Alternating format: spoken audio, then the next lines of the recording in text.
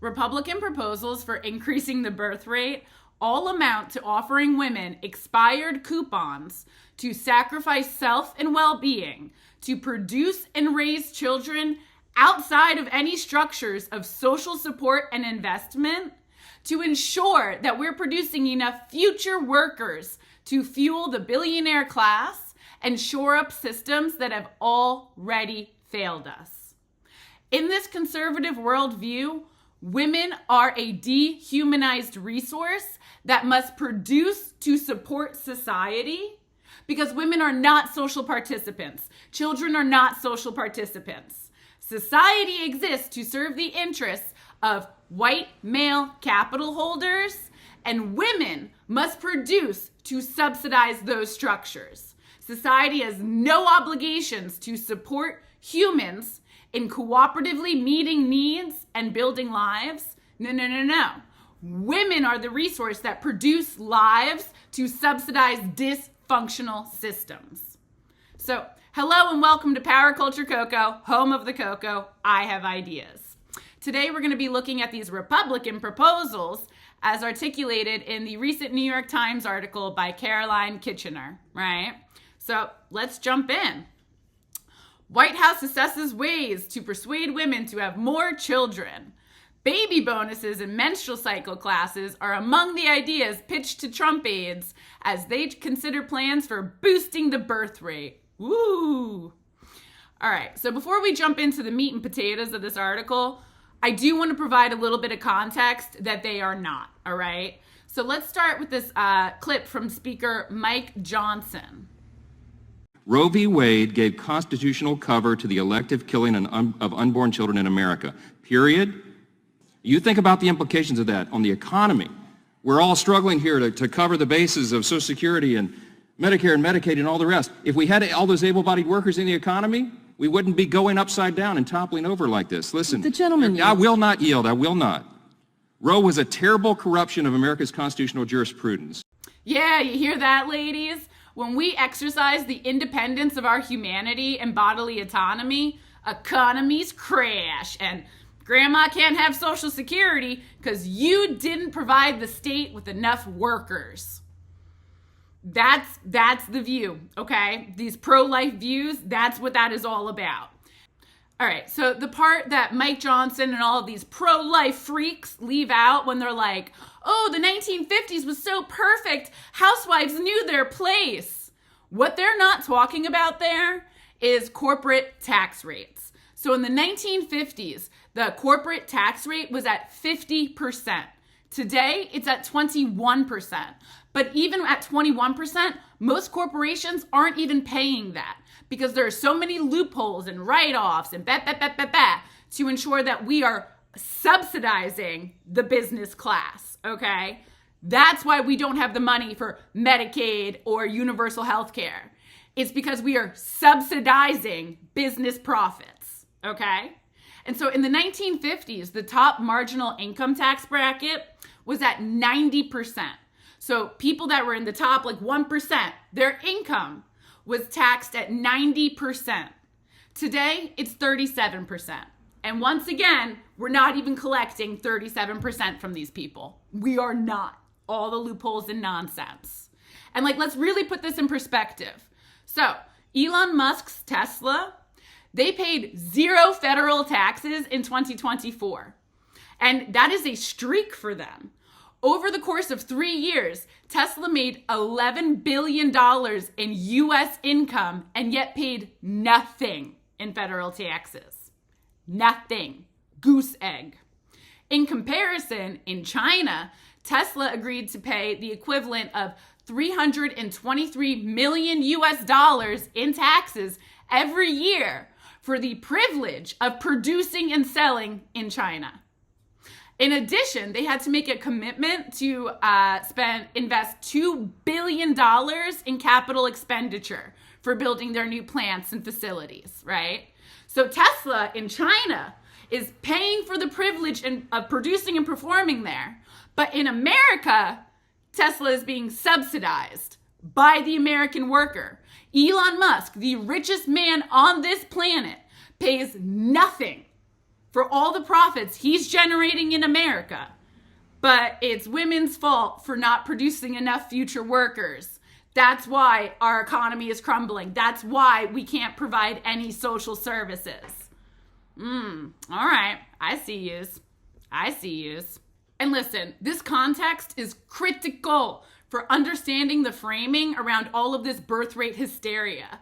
When patriarchal people say, oh, the falling birth rate is causing the fall of civilization, because they're trying to scare and guilt women and make us feel responsible for their choices, ask them, when the fall of civilization, ask them, what civilization?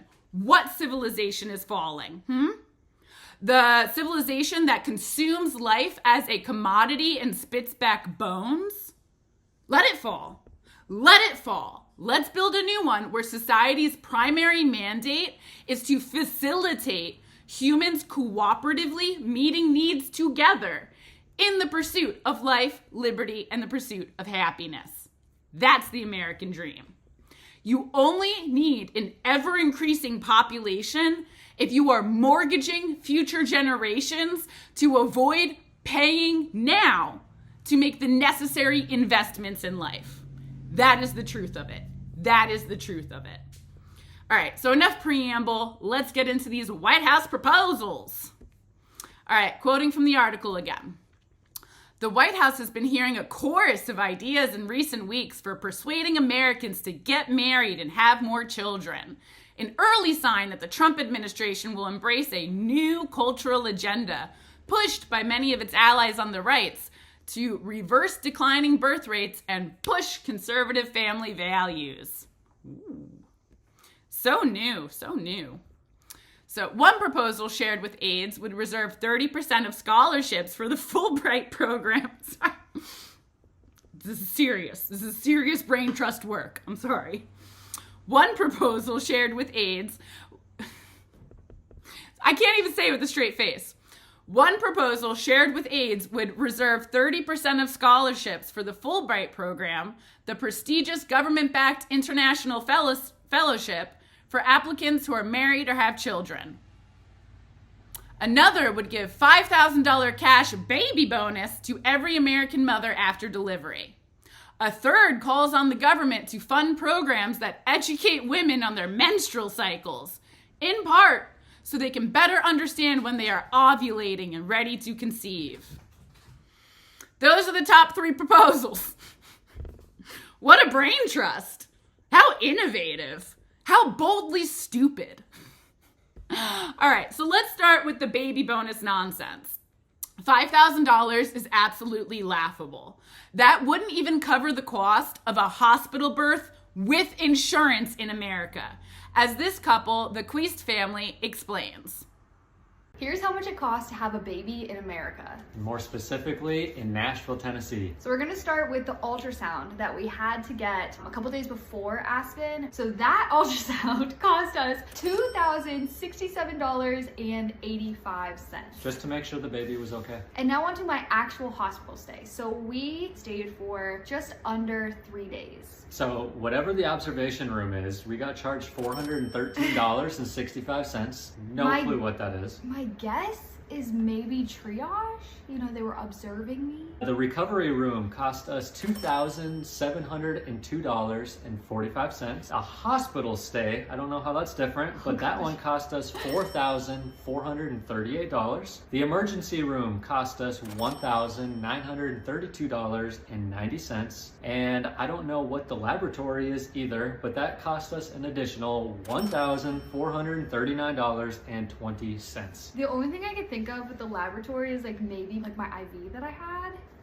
I don't know. But then we go into labor and delivery. So this one is the one where I would expect it to be the most expensive because that's clearly why we're there. We got charged $10,593.40 for that one. And then our anesthesia. So my epidural cost us more than anything else. That one was $14,446.15. Was it worth it? Yes. Yes. We also had a pharmacy and supply cost. So pharmacy cost $2,007.25. For supplies, $565.03. So the grand total for everything came out to $33,011.73. But that was just for our stay. We also had to pay for Aspen, our newborn daughter, to be in the hospital. So her hospital stay, to stay with us in the room that we also paid for, was $4,008. Our complete hospital bill cost $37,019.73. Luckily, we have insurance, but insurance only helps so much. So how much we have to pay out of pocket to have a baby in America is $11,558.93. Was it worth it? No, I'm just kidding. I'm kidding. Yes, it was worth every penny, but she was an expensive baby. It's a lot of money. An epidural costs $14,000? Like, what an upsell, right? Oh, you want some pain relief for the most painful physical process a human being can experience? Well, it's gonna cost you. Like, are you kidding me? And like, listen, all right, so the total cost for 3 days of hospital care with a birth that sounded like it went pretty well, all things considered, $37,019. And they had insurance, and they still had to pay out of pocket $11,558.93 for the birth. That has not included any related costs: prenatal care, time off from working, freaking car seats, paying for lactation consultants for like breastfeeding issues, on and on and on and on. And like, listen, the ridiculousness of charging the baby separately. The baby had a separate room and board cost? Are you kidding me? And so it's just, yeah, all of our policies are so pro-life that every American child is born in debt. That's how pro-life America is. You're born in debt. Very Christian. Very Christian. So listen, I thank the Queest family for sharing this vital information. It's hard to understand because we keep things so opaque. You can't just Google how much does it cost to have a baby. It's all so different, and look at all those hidden fees. So I thank that family, and also congratulations on your baby. She's so lucky to have you guys. I wish nothing but the best for yous. But like $5,000 as a baby bonus, that is laughable. Every other industrialized nation has a form of single payer or universal health care, right? But America, the wealthiest nation to ever exist, cannot afford that. What a state of poverty, right?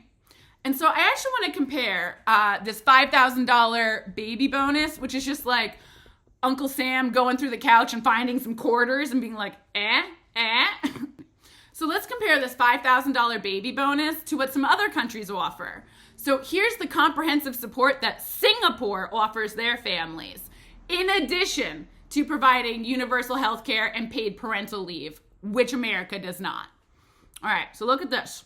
Wow, this is a comprehensive package to support families. We have direct cash payments, $11,000 for the first child, plus grants for the children's medical and education costs, where the government is providing $5,000 for these parents to invest as necessary, right? So you're getting $11,000 cash for the baby, plus an account where the government's putting $5,000 in for health and education. And then the parents can add another $4,000 to that grant account and be matched dollar for dollar from the government. That's nice. That's nice. So altogether, the government of Singapore is offering $25,000 in cash and grant benefits for having your first child, in addition to universal health care, in addition to having paid maternity leave. And America can't do that? We're too poor? We're too poor? That makes sense. So here's the deal. If Singapore can do this, America can too. But we do not, because the rich feel oppressed by contributing to the welfare of the society that enriches them, and patriarchal people feel oppressed by the concept of providing any social support and investment to what we consider women's work, what we consider to be women's obligation to give to men, to give to society. Women owe society babies. They don't owe any care in return. Nope, nope, nope. That's the patriarchal dream in America. And so it's just so clear, right? It's women's sole responsibility to shoulder the biological, mental, emotional, and financial burdens of creating and nurturing life. Any investments to support life is seen as undermining men's leverage and status over women, undermining corporate control of America. So patriarchy is all about women subsidizing men and subsidizing our male-centered society. That's why they feel like we cannot make these investments, because you're not extracting enough from women. All right, so even with this meager baby bonus, what good is that in maternity care deserts? There are no maternity care options in over 35% of American counties. Look at this map. This is from March of Dimes. So the red on the map means that there are 0 birthing hospitals or maternity care providers in the entire county, as in 0 medical professionals and facilities trained to serve pregnancy-related needs. Over 2.3 million American women live in a county with 0 maternity and pregnancy care providers and facilities. And look, it's concentrated mostly in red states, especially those who criminalize pregnancy. Look at Texas, the same state that put out a bounty on abortion care providers, where any citizen can report an abortion care provider and receive a $10,000 paycheck, which you'll note is double the baby bonus. They have the most healthcare deserts for women. They have the most deserts where pregnant people cannot access medical care. Make that make sense. You want babies under criminal penalty, but you also don't want hospitals equipped with maternity wards? Like, are you kidding me? And we're not even talking about bans to abortion healthcare that kill women and leave children motherless over miscarriages. And none of this is even addressing the fact that most women don't have paid maternity leave, right? So even if you are able to access the healthcare necessary to safely bring a child to term, you're not guaranteed to have the resources to raise that child, to recover from pregnancy. So this is coming from nationalpartnership.org. Quote, "The United States is just one of a few countries in the world with no national paid leave of any kind. This federal policy failure leaves more than 100 million people, 80% of U.S. workers, without paid time off after the birth or adoption of a child. Nearly half of workers, 46%, are not even guaranteed unpaid job-protected leave through the Family Medical Leave Act. Further, 1 in 14 workers each year needs leave, but does not take it, most often because they cannot afford to take unpaid leave." So I heard a creator, I wish I saved their video, I can't credit them properly, but they said that giving birth is like being in a car accident. Some have smoother and faster recoveries, while other people experience substantial physical and emotional trauma that requires a lot of care and healing.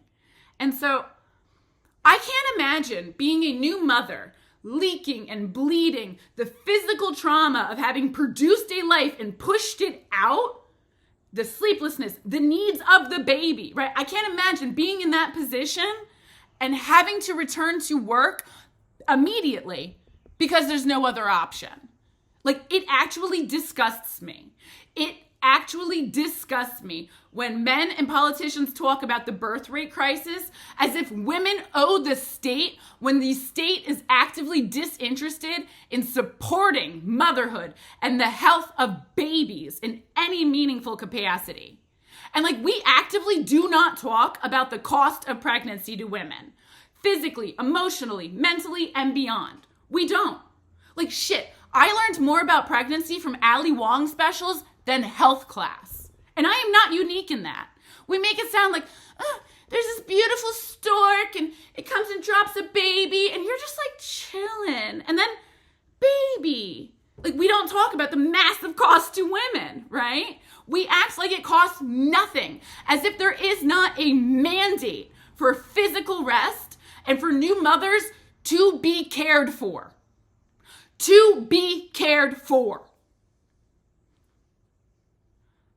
So if you're concerned about birth rates and you're not concerned about mandatory maternity leave and universal health care, then you're an idiot who wants to be subsidized by women. You want women to subsidize society. That is the truth, all right? There's no way around it. And women don't owe you that. We don't owe society that. Seriously, anyone who does not demand paid maternity leave, universal health care, and investing in the welfare of motherhood and children, then you don't have the emotional maturity or intellectual capacity to participate in family, let alone have an opinion on how the state should or should not invest in things. Like, if you don't believe it's society's responsibility to invest in care, then you have no business talking about birth rates. And that's it. All right, so what other policies are the Trump brain trust cooking up in their easy bake ovens to save civilization from having to invest in the welfare of its own people? Quoting the article again. I just think this administration is inherently pronatalist, said the activist Simone Collins, referring to the movement to reverse declining birth rates. Ms. Collins, along with her husband Malcolm Collins, sent the White House several draft executive orders, including one that would bestow a National Medal of Motherhood to mothers with 6 or more children. Quote, "Look at the number of kids that major leaders in the administration have," Ms. Collins said, adding, "You didn't hear about kids like this under Biden." 1. How wild is it that like random people draft executive orders and send them off to Trump? Like, how wild is that? You know what? This afternoon, I'm going to draft some executive orders myself and just start mailing them out. Maybe it'll accidentally get signed and help us. I don't know. I'll roll that dice. Oh, so clear. I also love how she's obviously talking about like Elon Musk, right? Look at all the people with their kids around. Let's be clear. Elon Musk carting around one of his 14 publicly acknowledged children is not about family values. Musk has been very open that he fears assassination. So with that in mind, public appearances with the kid wrapped around his head, legs around the neck, protecting all these arteries, well, it looks a little different, right? Like, if you genuinely thought there was a good chance that someone was going to try and murk you in the streets, would you have your kid hanging around you like that? Would you be using your kid as a human shield to deter assassination attempts? Is that providing and protecting? Is that family values? Riddle me that.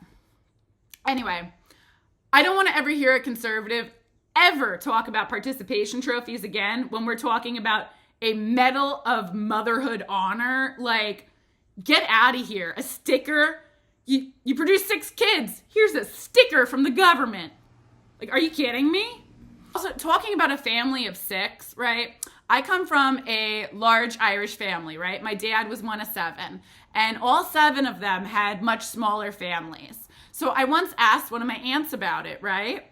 And what she told me was really illuminating. She said that she loved big families, but what she witnessed from previous generations was that it was so much pressure on the woman, right? She is the sole one dealing with that huge brood, that the amount of work and the lack of support triggered alcoholism in previous generations. So my aunt was like, I love big families, but I had a small one because I wanted to enjoy being a mother. And if I had so many kids, she thought that the stress of that, the stress and isolation of the nuclear family system where everything is on the woman alone without support, that it triggers maladaptive coping like alcoholism. And so I was really grateful for her talking about that because that made a lot of sense. And like in the generations above, those women, my ancestors, they didn't have any choice in how many kids to have. They had no control over it, right? They had no choice but to birth children without support. So the large family stuff actually brings us to our next point. Quoting again, this Collins lady said, she also proposed using government funds to promote programs that educate women on their menstrual cycles and their natural fertility as cycle charting courses that many conservative Christian women use to try and prevent pregnancy without using birth control. Yeah, the rhythm method. Yeah, you want to promote that if you want oopsie babies. It's guaranteed to produce oopsie babies because it's not effective, right? And it's not effective because every woman's cycle shifts naturally, no matter what, right? Your period comes a couple days early, a couple days late, totally normal. But those shifts are also happening on the ovulation side. And there's not a physical manifestation of that with the period, right? So if you're like trying to do calendar math, at some point, it will fail you. Your ovulation will shift and you will not know if you're just doing straight up calendar math. So yeah, I mean, if the goal is to trick women into having kids, that's absolutely the method to promote. All right, so I'm not even going to talk about some of the other points in this article because they're just too stupid. Like only providing federal transportation investments to areas with abnormally high marriage and birth rates. That it's just too dumb. It's just too dumb. But I do want to take a second and touch on an adjacent phenomena that is not mentioned in this article. Do you know what the number one cause of death for pregnant people in America is? Homicide by their intimate partner. Yep, more so than any pregnancy complications, accidents, anything like that, dying from miscarriages where abortion healthcare is banned. More than any of that, the number one cause of death for pregnant people in America is homicide by their partner. And you wonder why women don't want to have children in America. You've criminalized our bodies, denied us life-saving health care, denied us any and all social support to produce life, let alone care for it, and you think women are the problem. We're being murdered by the baby daddies, and you think American women are the problem. There is a massive lack of men who have the emotional maturity and life skills to be in a relationship with a woman, let alone to make a family with a woman. And these are the types of guys that can't handle it, and then when their partner does get pregnant, they murk her. Like, get your head out of your ass. This is not women's fault that we have created a society that is so cutthroat and hostile that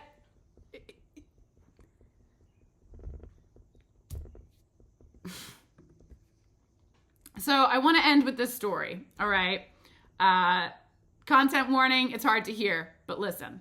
When I reached out asking for information about the free pregnancy resources that Republicans love to point to, anti-abortion zealots from the organizations that I escaped took it as an opportunity to stalk me over state lines, harass me and my boyfriend at my abortion consultation, and when that didn't convince me to keep my pregnancy, they had a judge file an order to have me voluntarily committed to a psychiatric ward, alleging that my seeking an abortion was a form of self-harm akin to suicidal ideation.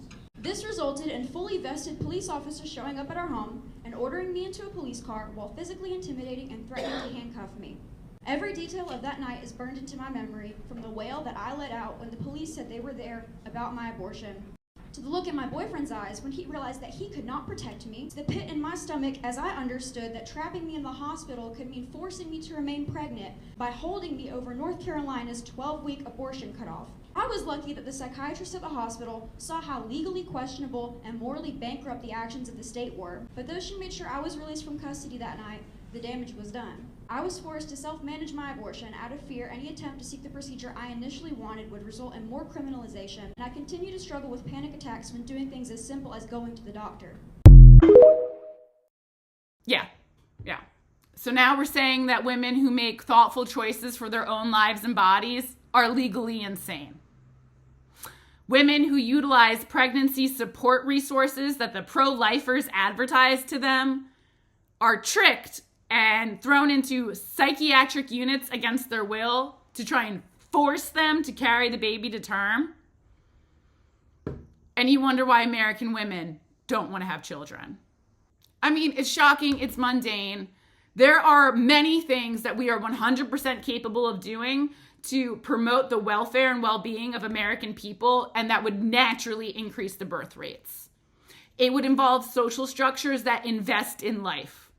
That's it. Full stop. If you actually care about birth rates, then you want to get corporate taxes up so that we can invest in everything that's been neglected for 40 years. 40 years. We need these investments if you want more babies, because the economy exists to support human life. Human life does not exist to support the economy. And women who refuse to participate are a blessing to us all. I'm team let the birth rates fall to hell. Life does not exist to support the economy supports to exist life. Let these rotten systems fall until we have no choice but to build better. So thank you so much for watching. I'm Paraculture Coco. Like and subscribe for more weekly videos.